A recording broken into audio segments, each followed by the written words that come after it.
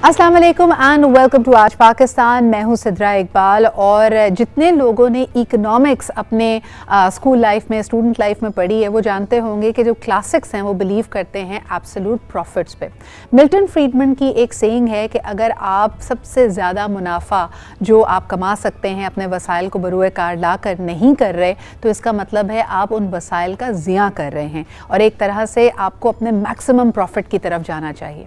लेकिन अगर हम अपने इर्द गिर्द देखते हैं, कई लोग आपको रोज़गार से रिलेटेड, पैसे से रिलेटेड, कारोबारी सरगर्मियों से रिलेटेड कंप्लेन करते हुए नज़र आते हैं कि जी हालात अच्छे नहीं हैं। और जब मुनाफे की बारी आती है तो वो यकीनन एब्सोल्यूट प्रॉफिट कमाने की कोशिश करते हैं। हम अक्सर जब बददियानती का जिक्र कर रहे होते हैं, करप्शन का जिक्र कर रहे होते हैं, हमारे जहनों में बड़े बड़े सरमायाकार आते हैं या ओहदेदारान आते हैं। कोई सियासतदानों को बुरा कहता है, कोई किसी और पे बदउनवानी का इल्ज़ाम लगाता है। लेकिन अगर हम अपने इर्द गिर्द भी देखें, लोगों की बेहिसी और मुनाफाखोरी इस कदर बढ़ चुकी है कि वाकई वो इंसानियत को भी आड़े नहीं आने देते। और अगर एक शख्स तकलीफ़ में है, बेबसी के आलम में है, तब भी वो अपना मुनाफा या जो अपनी कीमत है उसको छोड़ने पर आमादा नहीं होते। इस पूरे हफ्ते हमारे यहाँ जो डिस्कोर्स होती रही है उसमें आपने कई ट्रेंड्स देखे होंगे। एक बॉयकॉट मरी का भी हैशटैग ट्रेंड कर रहा था। इसकी वजह ये कि अब जब तफसीलात सामने आ रही हैं सानए मरी की, तो उसमें देखा ये जा रहा है कि किस तरह वाकई होटल इंडस्ट्री ने, छोटे बड़े कारोबारी इंसान ने उस वक्त सिर्फ़ और सिर्फ मुनाफे को तरजीह दी। यहाँ तक कि सख्त तरीन जो मौसमी सूरत हाल थी उसमें लोग और सयाह अगर अपने पूरे ख़ानदान के साथ, ख़वातीन के साथ, बच्चों के साथ वहाँ पर मौजूद थे, उनकी हम शायद बेबसी को इमेजिन भी नहीं कर सकते, जिनके लिए ये एक मजबूरी बन गया था कि उनको कोई कमरा नहीं मिल रहा था, कोई आसरा नहीं मिल रहा था और उन्होंने वो रात अपनी गाड़ियों में बसर की। कई लोग अपनी जान की बाजी भी हार गए। तो ये एक बड़ी तल्ख हकीकत है जी हमारे माशरे की। क्या ये हम आजकल की मुश्किलात की वजह से इसमें पहुंच गए हैं या हम हमेशा से ऐसे थे? बेहिसी जब हमारी साल में आती है या ये मुजरमाना गफलत, ये जालिमाना रवैया, इसकी वजह क्या है? क्या ये वाकई नफ्सा नफसी का आलम है और कुर्ब क़यामत की निशानी है, जो कि बड़े बूढ़े आपको अक्सर कहते हुए नज़र आएंगे? आइए ज़रा इसको अनपैक करते हैं। आप भी कॉल करके हमें बताइए कि अगर माशरे में बढ़ती हुई बेहिसी और ये जालिमाना रवैये आप देख रहे हैं, इसकी वजह आपको क्या लगती है? हमारे साथ एक ज़बरदस्त पैनल मौजूद है। फ़र्स्ट एंड फॉरमोस्ट समाजी कारकुन हैं और मुख्तलिफ़ मौज़ूआत और मुख्तलिफ़ समाजी रवैयों से बड़ा क्लोजली इनका ताल्लुक़ रहता है। हमारे साथ मौजूद है सारिम भरनी साहब। सारिम भाई, बहुत बहुत शुक्रिया वक्त निकालने के लिए। आप ही के साथ तशरीफ़ रखती हैं क्योंकि इसका ताल्लुक़ हमारी माशरत से है, हमारी नफ्सियात से है। माहिर नफ्सियात हैं doctor Elma Sheikh. Thank you Elma for making time for us today as well. Sarim भाई, जब ये बॉयकॉट मरी का हैशटैग ट्रेंड कर रहा था, लोगों ने कहा कि 2-2.5 साल पहले भी ऐसे वाक़यात हुए थे जब सयाहों के साथ वहाँ की जो मकामी आबादी है उन्होंने बड़ा तल्ख़ रवैया अपनाया था और प्रॉफिट ही उनके लिए सब कुछ है। एक बेहिसी है, बेरहमी है, ज़ालिमाना रवैया है। ये सिर्फ़ और सिर्फ एक ख़ास कम्यूनिटी के साथ हो रहा है या आप ये रविश तमाम माशरे में देखते हैं? देखिए, असल तो बात ये तमाम माशरे में यही चीज़ फैली हुई है, लेकिन मरी के हवाले से वो एक ऐसी जगह है जहाँ एक मजबूरी ज़ाहिर हो जाती है जाने वाले की। वहाँ अगर ये रवैया ज़ाहिर किया जाता है तो वो फिर तकलीफ़ दे बनता है और वो जो अभी हालिया हुआ है, इंसानी जाने तक के उसके अंदर चली गई, तो ये बड़ा एक जुल्म है। और जो 2-2.5 साल पहले ये चला था सिलसिला, वो इसी हवाले से चला था कि जी मारते हैं, लड़ते हैं, होटल मालिकान ने जो है वहाँ बदमाशी मचाई हुई है। तो वो एक अलग चीज़ थी। आप ना जाएं, आपको नहीं समझ में आता, ना मिले ना जाएं। लेकिन ये जो वाक़या है कि अगर हम होटल नहीं यूज़ करते, कोई चीज़ नहीं खाते पीते, वहाँ सिर्फ हम घूमने के लिए जा रहे हैं, हमारा मुल्क है, हम जा सकते हैं और जाना आना है, तो हम उसी के अंदर फंस जाएं और फिर उसमें लोग ऐसा खेल खेलें कि ना पानी हो वहाँ, ना खाने को कुछ हो, ना रहने को हो, किसी किस्म का कोई इंतज़ाम ना हो।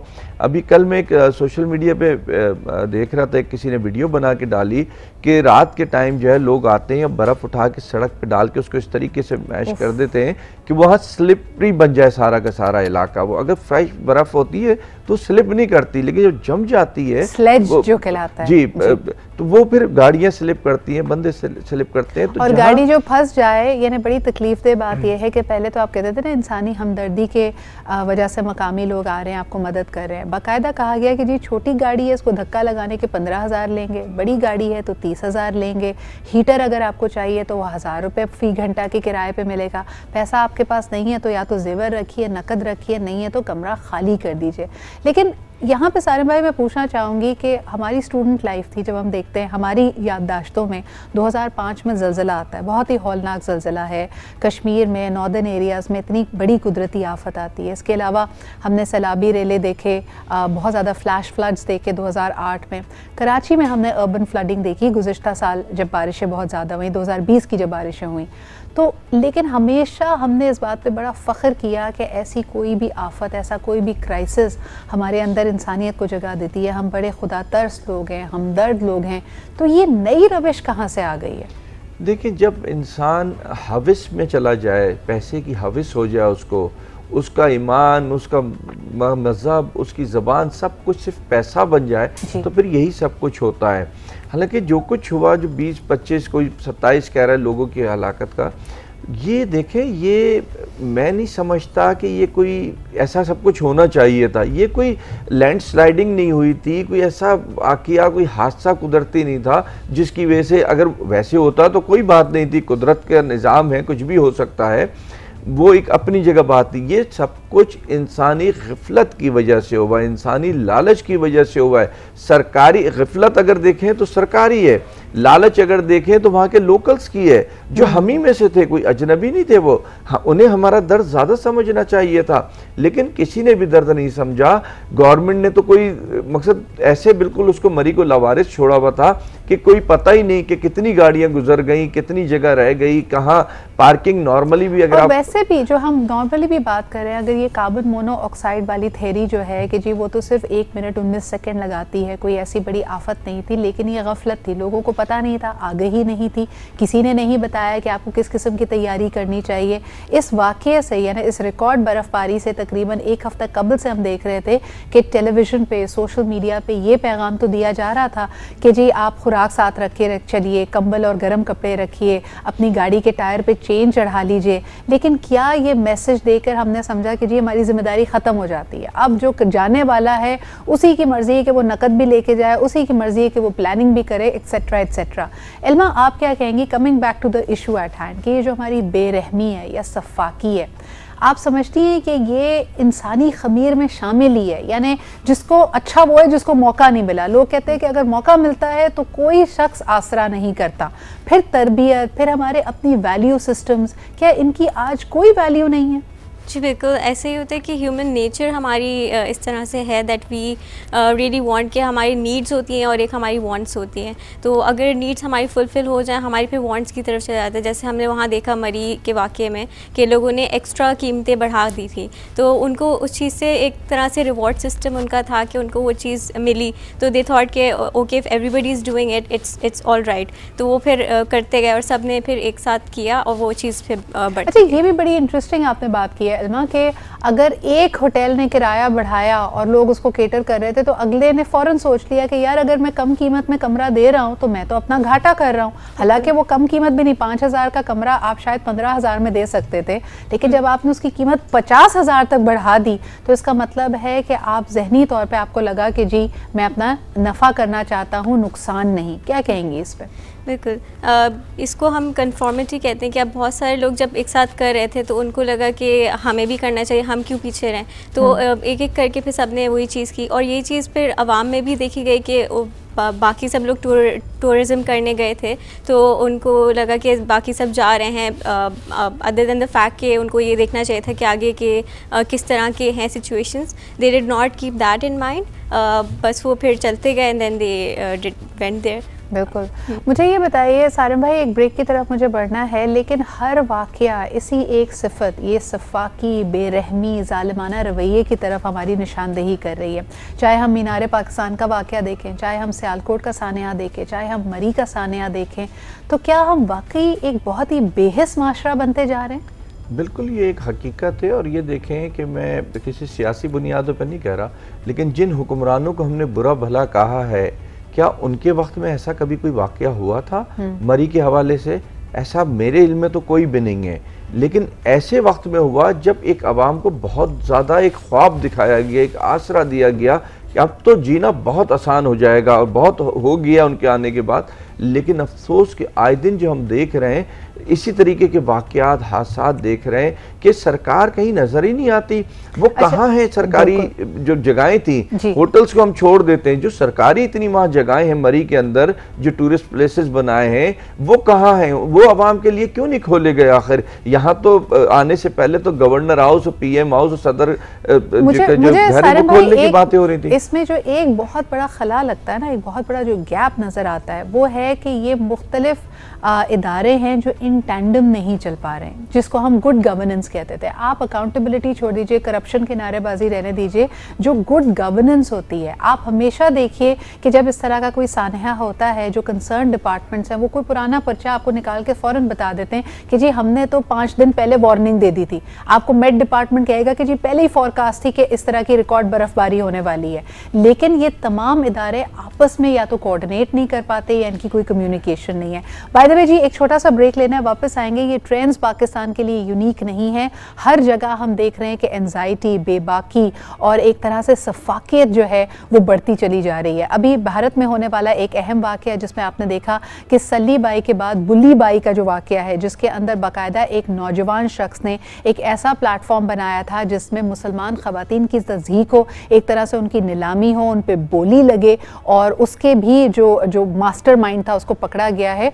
कांग्रेस के कई लीडर्स ने इसके ऊपर बयान देते हुए कहा है कि समझ से बालातर है कि इतनी कम उम्री में इतनी नफरत कहाँ से आती है। तो द लार्जर क्वेश्चन है कि इस बेरहमी, इस सफाकी के पीछे जो अंडरलाइंग नफरत है उसके बीच कौन बो रहा है, इस पर बात करते जी एक छोटे से ब्रेक के बाद।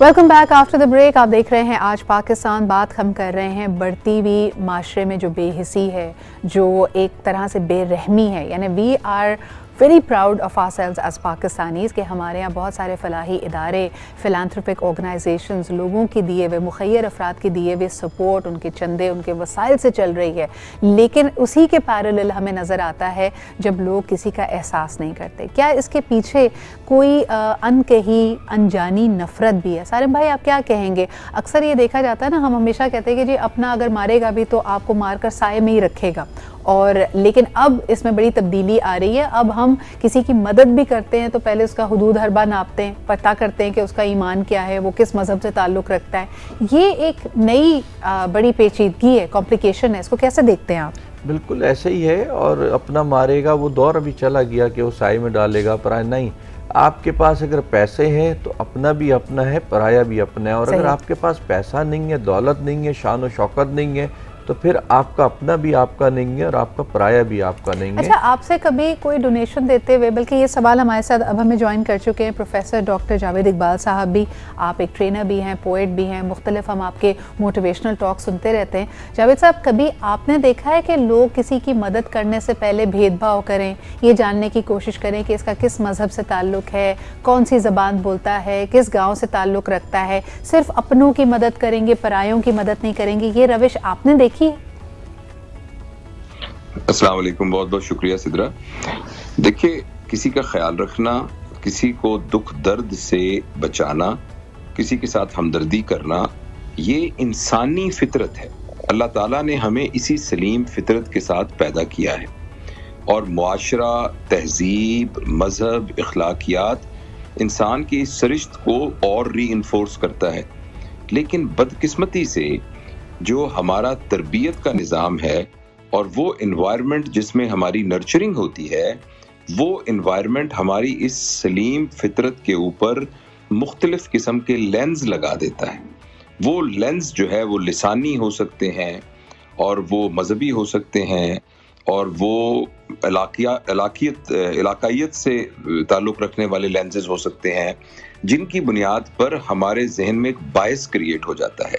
तो आपके सवाल का जवाब तो ये है कि ये ऐसा बिल्कुल भी नहीं होना चाहिए, और इंसान अगर अपनी फितरत पर अमल करे तो फिर तो उससे बिल्कुल भी ये तवक्को नहीं रखी जाती वो किसी किस्म के बायस के तहत अपनी इस हमदर्दी और मोहब्बत वाली नेचर का इस्तेमाल करे।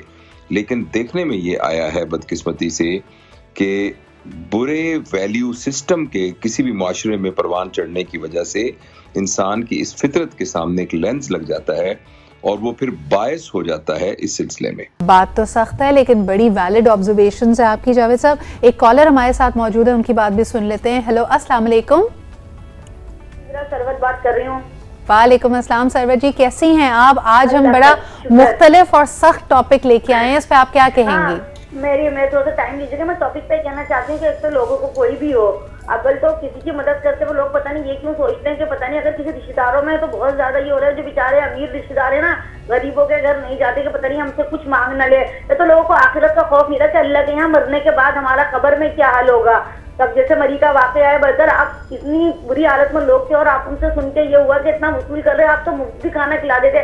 दूसरी बात, फवाद चौधरी ने 1 लाख स्वीट, 1 लाख मतलब अपराध आ रहे हैं, रोजगार बढ़ रहा है, आमदनी हो रही है। उस वक्त उन्होंने ये नहीं सोचा था पहले से कि भाई लोग आएंगे तो इंतजाम तैयार से हम बहुत कुछ कर रहे हैं। मेरे ख्याल में तो आखिरत का खौफ नहीं है और मदद तो किसी की भी कर दो। अल्लाह ने कहा तुम जमीन वालों पर रहम करो, मैं तुम पे रहम करूंगा। किसी भी मजहब से हो, हुजूर तो यहूदियों तक का वो करे कचरा औरत फेंकती थी, आपको वाकया पता होगा, वो नहीं आई तो उसकी खैरियत पूछने पहुंच गए।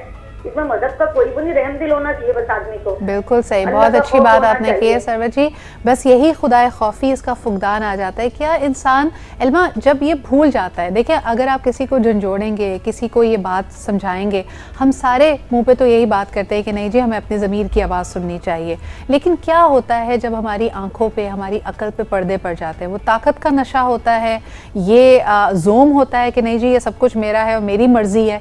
आपके ख्याल में what's happening in our minds at that time? At the time जो लोग, अभी हमने देखा कि हुकूमत एक दूसरे पे ब्लेम गेम कर रही है, तो कोई भी रिस्पॉन्सिबिलिटी लेने को तैयार नहीं होता। So this is basically diffusion of responsibility. वो कहते हैं कि अगर वो अवेलेबल है उसको करना चाहिए, कोई अपने ऊपर नहीं देखता कि आई कैन डू इट, तो वो अपनी एंड से वो चीज़ें करें। आप हिम्मत भी हार जाते हैं ना, अगर आपको लगे, एक तो आपने बिल्कुल सही कहा डिफ्यूज रिस्पॉन्सिबिलिटी, और जो एक शख्स कर रहा है वो पहले ये सोच के साथ कर रहा है कि भाई मेरी तो कोशिश रायगा ही जाएगी, मैं बहुत बड़ी तब्दीली नहीं ला सकता।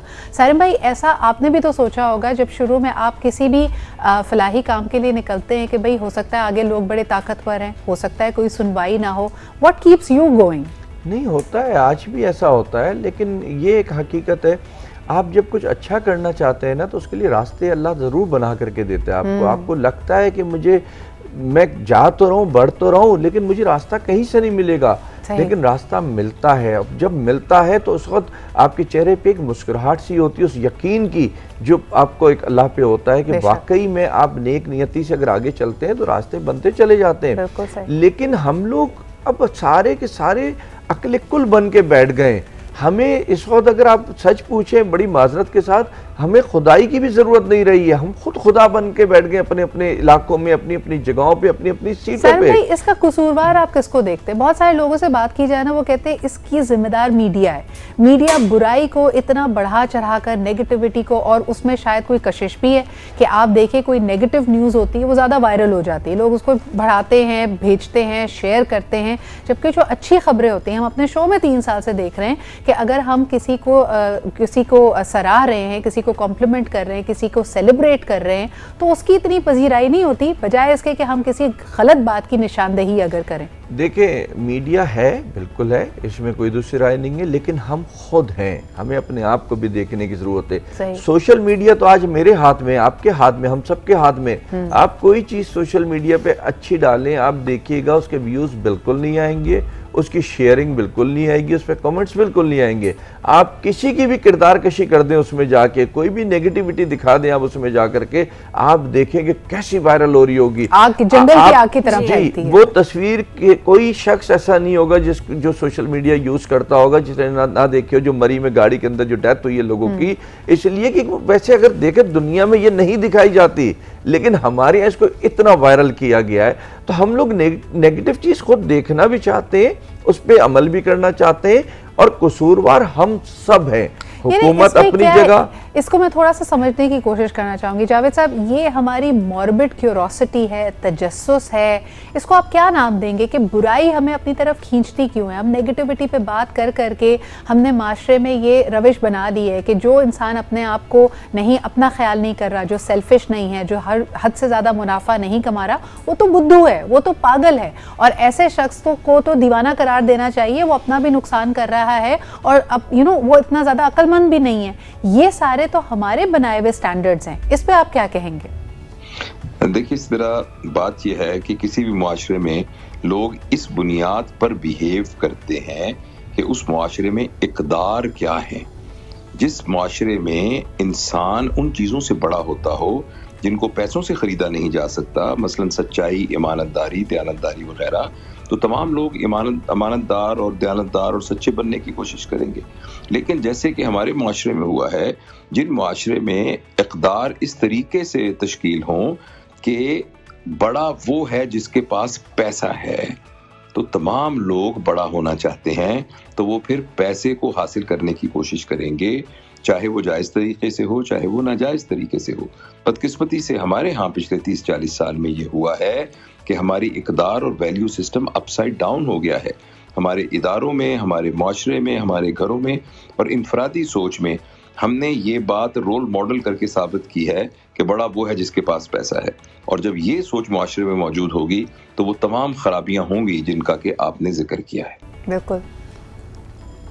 तो ये तो इशारा करता है कि हमें इनवर्ड रिफ्लेक्शन की ज़रूरत है, हमें अपने गिरबान में भी झांकना पड़ेगा। एक छोटा सा ब्रेक लेते हैं, वापस आएंगे, बात करेंगे कि can we correct the matter, यानी क्या हमारे माशरे को किसी मसीहा की ज़रूरत है। एक पहले डिबेट हुआ करती थी कि एक अच्छा लीडर अगर मिल जाएगा तो ये तमाम नेगेटिविटी दूर हो जाएगी। वो अच्छा लीडर क्या है? कुछ लोग कहते हैं कि जी इदारे मजबूत हो जाएं, इंस्टीट्यूशंस अगर मजबूत हो जाएं चीज़ें सही हो जाएंगी। कुछ लोग कहते हैं सख्त कवानीन बनाएं, सज़ा दें, तो उसके बाद चीज़ें सही हो जाएंगी। इसको सही करने का तरीका क्या है, इस पर बात करते हैं जी एक छोटे से ब्रेक के बाद।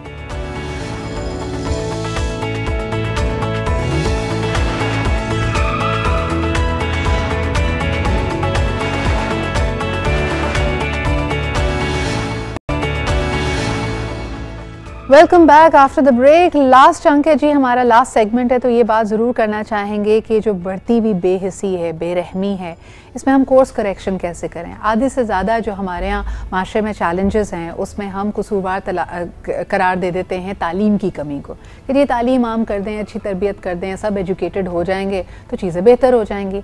लेकिन ऐसा कोई भी सानेहा, ऐसा कोई भी वाक़या या किसी बड़े शहरी इलाके में, बड़े इदारे में होने वाला वाक़या निशानदेही करता है कि बड़े पढ़े लिखे लोग भी इस तरह के रवैये ही अपनाए हुए हैं। सारिम भाई, क्या समझते हैं आप? आपको लगता है कि लीडरशिप की कमी है, किसी मसीहा की ज़रूरत है, या we are too far gone, अब चीज़ें बेहतर नहीं हो सकती? सच पूछें तो हम क्यों ये कहें कि क्या वजूहात है। अल्लाह ने जब एक चीज़ कही, जैसी कौम होगी वैसे हुक्मरान होंगे, तो हमें इस बात को मान लेना चाहिए कि सबसे पहले मुझे अपने आप को बदलना है। दूसरा ये बेहिसी, देखें बेहिसी है, बेइंतहा है, लेकिन दूसरे के लिए इम्प्लीमेंट होती है, बेहिसी अपने लिए नहीं होती। हमें अपना दर्द आज भी बहुत महसूस होता है, हमें अपनी तकलीफ आज भी बहुत महसूस होती है। हम उस चीज़ से निकल चुके हैं जो हमें दीन ने सिखाई, जो कानून ने, जो निज़ाम ने। हाँ, अब हम इतने बेहिस हो चुके हैं, अब हम कौम से नहीं बेहतर हो पाएंगे। मेरे अच्छे होने से क्या होगा, मैं भी कुछ चला जाऊँगा। अब हुक्मरा कोई एक आना चाहिए। उल्टा कहा जाता है सारिम भाई, लोग कहते हैं कि बहुत सारे हुक्मरान, बहुत सारे लीडर्स बड़ी नेक तमन्नाओं के साथ, अच्छी ख्वाहिशात के साथ चीज़ों को बेहतर बनाने के लिए आते हैं, लेकिन सिस्टम इतना सड़ चुका है और ये इतना ज़्यादा ताकतवर हो चुका है कि वो अपनी तमाम तर अच्छी नीयत और इंटेंशंस के बावजूद चेंज नहीं ला पा रहा है। इसमें आप कितनी हकीकत देखते हैं? देखिए, मैं इस बात को नहीं मानता, और बेशक ख़राब हो चुका है, जो भी अच्छा आएगा उसको टाइम लगेगा, लेकिन इस मकसद, अब मैं क्या बोलूँ, सियासी उसमें ले जाते हैं। जो इससे पहले हुकूमतें गई हैं उनमें कई एक सारी की मिसाल दी जा सकती है कि मुल्क कितना अच्छा चल रहा था, कितना बेहतर। हम कोई अमेरिका, कनाडा या यूके का मुकाबला नहीं कर सकते, हम अपने मुल्क को देख करके बेहतर और एक तो रेजोल्यूशन की ज़रूरत है ना। आप समझती हैं इल्मा, मैं तो नौजवानों से पहले भी, मेरे ख्याल में हम हमेशा ही सुनते आए हैं, लोग कहते हैं सिस्टम बहुत ख़राब है, सिस्टम बहुत ख़राब है, लेकिन पहले एक उम्मीद होती थी। पहले लोग समझते समझते थे कि शायद बेहतरी की गुंजाइश है, अगर हम काम करेंगे हमें अच्छे लोग भी मिलेंगे, लेकिन अब तो हमने उमूमी राय, एक ओवरऑल ओवर आर्चिंग परसेप्शन यही बना लिया है कि things will not get better, the system is too far gone. इस होपलेसनेस से कैसे निकलें? एग्जैक्टली होपलेसनेस बहुत ज़्यादा हमारी अब सोसाइटी में डेवलप हो गई है, क्योंकि हम ये चीज़ें देखते आए कि कुछ हम लोग बोलते हैं, कुछ फ़ायदा नहीं होता, इम्प्लीमेंट नहीं होती वो चीज़। तो हमें अपने अंदर इस तरह की चीज़ें डेवलप करने की खुद ही कोशिश करनी चाहिए कि हम अपने एंड से चीज़ें खुद सही कर सकें। जो इनसेंसिटिविटी एक आ गई है लोगों के अंदर, हमें एम्पैथी डेवलप करने की बहुत ज़्यादा ज़रूरत है। उसका क्या तरीका हो सकता है एल्मा? क्योंकि वही जो मैं शुरू में बात कही थी, कुछ लोग कहते हैं जी अनपढ़ हैं, पढ़ा लिखा दो, तालीम दे दो, सब सही हो जाएगा, बट तालीम से इस तरह का फ़र्क नहीं आ रहा। बिल्कुल सारी चीज़ें तालीम से नहीं आ पाएंगी। अगर हम खुद से अपने अंदर एम्पैथी अगर डेवलप करने की मैं बात करूँ तो आप अपना पॉजिटिव माइंडसेट रखें। अगर नेगेटिव जो थॉट्स हैं उनको आप रिप्लेस करके आप पॉजिटिविटी अपनी लाइफ में लाएं, और जो छोटे छोटे हैबिट्स हैं डेली रूटीन को आप इस तरह से एडजस्ट करें कि आप प्रॉपर आप स्लीप ले रहे हैं, प्रॉपर डाइट ले रहे हैं, तो आपकी जो सारी डेली टास्क हैं वो बेहतर तरीके से हो सकते हैं। तो आप फिर दूसरी चीज़ें, एक स्पिरिचुअल पाथ कहा जाता है, रूमी की एक सेइंग है जो कि अंग्रेजी में लूजली ट्रांसलेट होती है, shed the cleverness and embrace the wilderness. ये जो हम अक्लमंद बनने की चाह में है ना, कि वही जो हम शुरू में बात कर रहे थे कि मुआवजे में पड़ जाता है, अगर फलाने ने कीमत बढ़ाई हुई है, मैं कम कीमत लूँगा तो इसका मतलब है मैं बेवकूफ़ हूँ। तो हम जो अक्लमंद बनने की और होशियार बनने की कोशिश करते हैं, उसकी वजह से भी बेरहमी और बेहिसी बढ़ रही है। जावेद साहब, आप क्या कहेंगे, किस तरह नौजवान नस्ल को ये बताया जाए कि वक्ती मुनाफा, शॉर्टकट्स कुछ नहीं हैं, और जो हाईएस्ट हमारे वैल्यूज़ हैं, जो हमारा दीन, हमारी शरीयत, हमारी कौमियत, ये तमाम चीज़ें हमें जिसकी तरफ माइल करती हैं, उनको हम कैसे अपनाएं आपके ख्याल में? जी देखिए, इसी तरह हमारे बच्चे जो हैं वो नहीं करते जो हम उन्हें करने को कहते हैं, वो करते हैं जो हम करते हैं। तो जो बातें आपने कही हैं ये तो किताबों में भी लिखी हुई हैं, और ये तो हमारे मज़हब ने भी हमें बताई हैं, और ये मस्जिद के मेंबर में भी बताई जाती हैं, और तमाम इखलाकी वाज़ में भी बताई जाती हैं, और हम भी अपने बच्चों को इस तरह के सरमन देते रहते हैं। लेकिन ये अमल पजीर इसलिए नहीं हो पा रहे कि हम बड़ों का अमल इसके मुताबिक नहीं है। अगर हम ये चाहते हैं कि हमारे नौजवानों का और हमारे बच्चों का क़िबला दुरुस्त हो और वो सही वैल्यू सिस्टम को पहचान सकें, तो हमें उसका रोल मॉडल बनना पड़ेगा। मेरे पास बहुत सारी माएँ आती हैं, वो कहती हैं जी मेरा बच्चा जो है वो मोबाइल नहीं छोड़ता, जिसकी उम्र 4 साल है, जबकि उन्होंने अपने हाथ में 2 मोबाइल पकड़े होते हैं। तो ऐसी सूरत में मुझे बताइए वो बच्चा कैसे मोबाइल को छोड़ेगा। तो जो कुछ हम अपने बच्चों में देखना चाहते हैं वैसे हम खुद बन जाएं, इसके अलावा कोई और शॉर्टकट नहीं है बच्चों के अंदर वो तमाम सिफात पैदा करने का जिसका आपने जिक्र किया है। अच्छा, इतनी ढिठाई से बेरहमी की जाती है सारिम भाई, कुछ मुहावरे हैं ना जो इसी की तरफ इशारा करते हैं कि जी आंखों का पानी मर गया है, खून सफ़ेद हो गया है। पहले आप शायद कहीं ना कहीं किसी गैर से तो एक्सपेक्ट करते थे कि भाई वो मेरा अपना नहीं है, सगा नहीं है, इसको मेरा क्या एहसास, लेकिन आपके तो इर्द गिर्द बहुत सारी ऐसी कहानियाँ होंगी जिसमें वाकई ये लगता है कि खून सफ़ेद हो गया और अपने पराये का फ़र्क भी ख़त्म कर दिया। बिल्कुल ऐसा ही आज। और आप जब तालीम कह रही थी, देखिए जो मेरा अपना तजुर्बा है ना वो कुछ और है। हम तालीम से कभी नहीं बदले और कभी नहीं बदलेंगे। अगर आप देखें जिस वक्त की हम मिसालें देते हैं अपने बाप दादाओं के वक्तों की, उस वक्त तालीम कम थी, इल्म ज्यादा था। बिल्कुल। आज इल्म खत्म हो गया और तालीम फैल गई है बुरी तरीके से। अच्छा, ये आपने बड़ी अच्छी बात की है, और ये मुझे कल ही एक फैक्ट एंड फिगर पता चला, मैं ज़रूर चाहती थी कि कहीं ना कहीं मैं मेंशन करूं। 200 साल जब अंग्रेज़ ने सब कॉन्टिनेंट पे हुकूमत की, जिसको कहा जाता है कि जी उन्होंने कवानीन बताए और बहुत ज़बरदस्त काम किया ऑर्गेनाइज़ करने में। क्या आपको पता है कि जब आज़ादी मिलती है भारत और पाकिस्तान को, उस वक्त मजमूई लिटरेसी रेट पूरे सब कॉन्टिनेंट का सिर्फ 13% था, यानी सिर्फ 13% लोग लिख पढ़ सकते थे। आज लिखने पढ़ने का रुझान कहीं ज़्यादा है, लेकिन बिल्कुल सही बात सारिम भाई ने की कि उस वक्त एहसास, दर्दमंदी, एक दूसरे की मदद करने का, एक दूसरे को स्पेस देने का जो हमारा माइंडसेट था वो ज़्यादा था। And I think that's what we need to bring back. Doctor Javed हमारे साथ मौजूद थे, डॉक्टर एल्मा और सारिम भाई, बहुत बहुत शुक्रिया आप लोगों की मौजूदगी का। बड़ी मुस्तनद गुफ्तगू रही, बड़ी एक तरह से बहुत सारे एंगल्स को हमने इसमें कवर किया। सो आप लोगों की आमद का बहुत शुक्रिया। इसी के साथ आज के प्रोग्राम से हमें इजाज़त दीजिए। कल आप सबसे फिर मुलाकात होगी। अपना ख्याल रखें। खुदा हाफिज़।